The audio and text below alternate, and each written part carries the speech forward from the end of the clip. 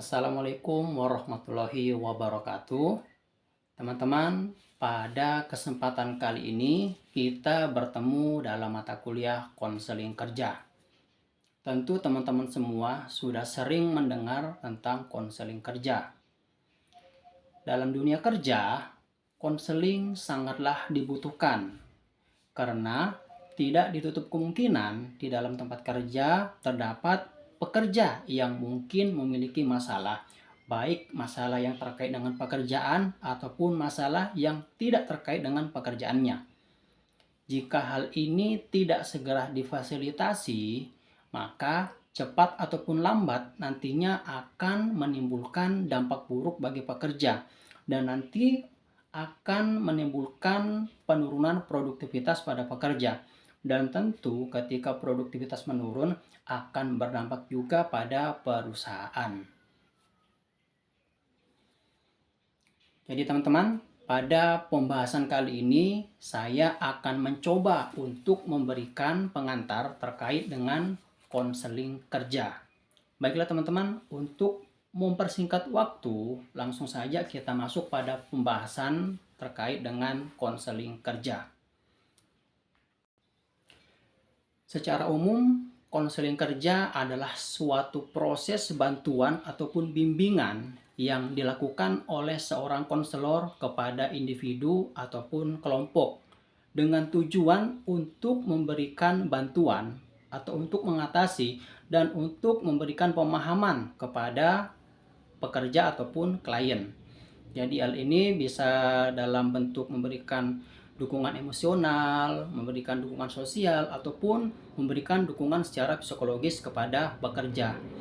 Kemudian ada beberapa aspek yang perlu kita ketahui di dalam melakukan konseling. Yang pertama yaitu adalah proses komunikasi. Proses komunikasi dalam konseling itu melibatkan interaksi antara konselor dan klien melalui percakapan yang bersifat support ataupun memberikan dukungan untuk membangun. Kemudian yang kedua yaitu untuk membantu klien. Konseling bertujuan untuk membantu klien ataupun pekerja untuk memahami dirinya sendiri ataupun menemukan solusi atas masalah dan mengambil keputusan yang lebih bijak. Kemudian yang ketiga adalah berbasis etika dan profesionalisme. Jadi konseling dilakukan dengan prinsip kerahasiaan, empati, serta menggunakan metode yang sesuai dengan kebutuhan pekerja yang memiliki masalah. Kemudian yang keempat adalah berorientasi pada perubahan. Konseling bertujuan untuk membantu pekerja untuk mencapai perubahan yang positif dalam sikap, perilaku, dan cara berpikir mereka. Jadi, jika kita mengaitkan antara keselamatan dan kesehatan kerja, konseling keselamatan kerja memiliki tujuan untuk pekerja dalam memahami resiko di tempat kerja, kemudian meningkatkan kesadaran akan keselamatan, serta mengatasi stres ataupun tekanan yang berkaitan dengan pekerjaan ataupun yang tidak memiliki kaitan dengan pekerjaan di tempat kerja. Kemudian teman-teman, kita akan coba untuk memahami tentang apa sih yang dimaksud dengan kerja. Jadi teman-teman, kerja itu adalah segala bentuk aktivitas yang dilakukan oleh seseorang untuk mencapai tujuan tertentu, baik yang bersifat fisik maupun bersifat mental. Dalam konteks ekonomi ataupun sosial, kerja sering dikaitkan dengan aktivitas yang dilakukan untuk memperoleh penghasilan atau memberikan kontribusi kepada masyarakat.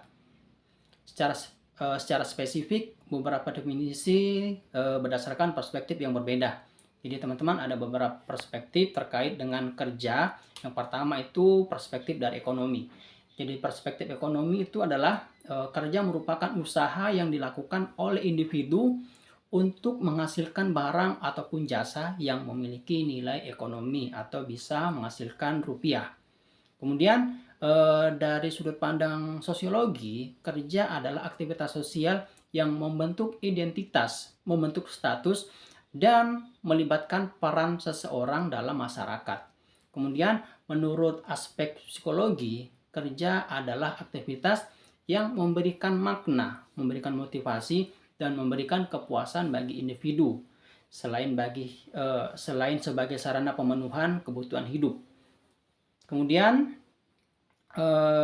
kita masuk pada pengertian konseling kerja. Jadi teman-teman, di sini konseling kerja secara umum teman-teman ya. Baik, konseling kerja adalah suatu proses bimbingan ataupun bantuan yang diberikan kepada individu ataupun kelompok, dalam konteks ini adalah pekerjaan, untuk membantu mereka dalam mengatasi masalah, meningkatkan kesejahteraan psikologis, serta mengembangkan karir dan produktivitas di tempat kerja.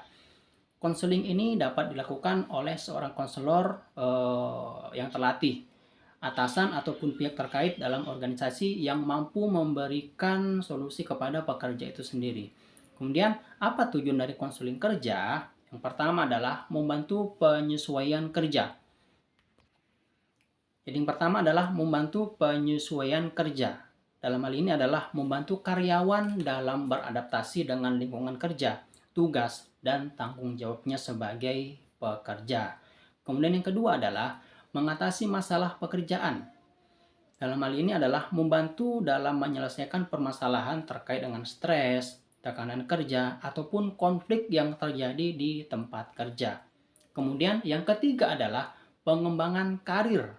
Dalam hal ini adalah memberikan bimbingan terkait dengan perencanaan dan pengembangan karir berdasarkan minat dan kompetensi pekerja. Kemudian yang keempat adalah meningkatkan kesejahteraan pekerja. Dalam hal ini adalah menyediakan dukungan psikologis untuk mengurangi kecemasan, burnout, ataupun ketidakpuasan dalam bekerja. Kemudian yang terakhir adalah membangun hubungan kerja yang sehat. Di sini kita bisa membantu meningkatkan komunikasi, kolaborasi, dan hubungan interpersonal di tempat kerja. Jadi teman-teman, konseling kerja dapat diberikan dalam bentuk seperti sesi individu ataupun sesi kelompok atau program yang terintegrasi dalam kebijakan perusahaan. Baik teman-teman, itulah sedikit pengantar terkait dengan konseling kerja. Semoga pada pengantar ini teman-teman bisa lebih memahami terkait konseling kerja. Dan semoga apa yang saya sampaikan ini bisa bermanfaat buat teman-teman. Baik teman-teman, untuk memaksimalkan informasi ataupun pengetahuan terkait dengan konseling kerja, silakan teman-teman untuk mencari referensi lain. Apa yang saya sampaikan ini sifatnya adalah pengantar saja, dan selebihnya teman-teman silakan untuk mencari referensi lain terkait dengan konseling kerja. Oke teman-teman, itu saja yang bisa saya sampaikan sebagai pengantar, dan nanti kita akan bertemu untuk membahas terkait dengan konseling kerja lebih dalam lagi. Selebihnya saya ucapkan terima kasih. Assalamualaikum warahmatullahi wabarakatuh.